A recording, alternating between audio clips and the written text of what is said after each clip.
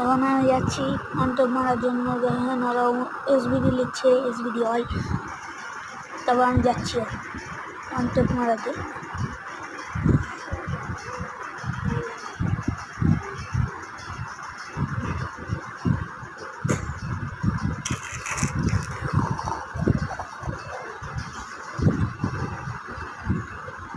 আমি দেখলাম সামনে ওই প্লেয়ারটা ওখানে আছে, আর একটা ঈদের মাকে রেখে গেলাম। তখনই দিমিত্রি ক্যারেক্টার আছে, দিমিত্রি ক্যারেক্টারটা ছেড়ে দিলাম।